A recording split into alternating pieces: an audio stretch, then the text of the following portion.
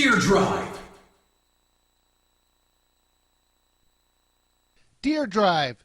No, this isn't a game about a deer driving around town. It's a hunting simulator. However, I have to believe that the term simulator is stretching the word and context to this game, since there's nothing realistic about it at all. Like I mentioned in my North American Hunting Extravaganza review, I don't hunt, nor do I like killing any animals, so these hunting games I play will be the extent of my hunting knowledge. This game is not like the previous game that I played, as the animals that you will be hunting will not only be very easy to find and shoot, but there will also be a ridiculous amount of them. The game can be played in a single player mode, 2-player co-op, and a party mode. The game also supports the Wii Zapper, but as my regular viewers of my reviews may know, I don't support it. So I don't have any idea how well it works with this game, but if it's anything like the other games I played it with, it's gonna be useless. Let's start with the single-player game. They give you a time limit and you have to shoot a certain number of animals in that time. It's not too hard since the animals are everywhere in this game. Not just deer, but bear, moose, birds, ducks, squirrels, and a couple others. You can get extra points depending on where you hit them, but all the animals will go down in one hit, which is one of the biggest problems in this game.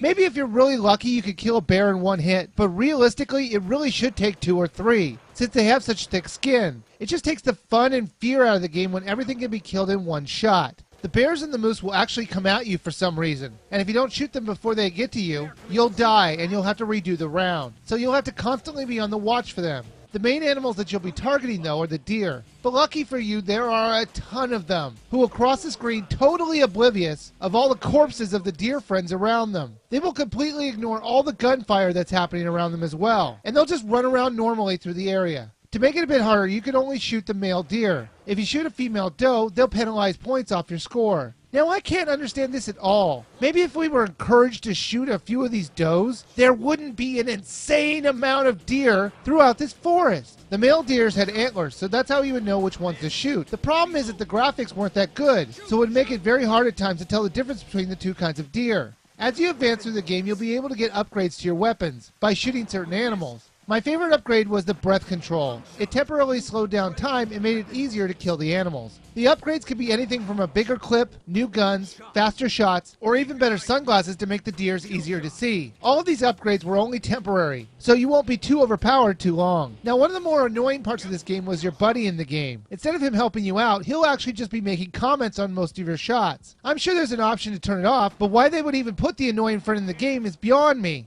Watch out! Miss! Good shot. Look at that rack. Yep. Reload.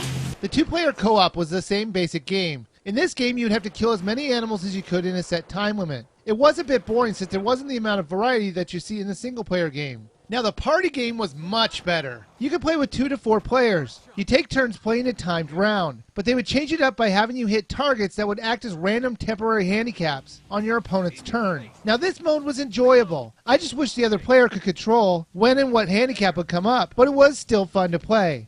Like I said before, I really don't enjoy hunting, but this game was more fun than the last hunting game I played. Even though there really isn't much to this game, if you're having a party with a bunch of hunters, the party mode might be a hit with them. But if you enjoy shooters, you might find this game a little bit too simple, but it is still worth a rent.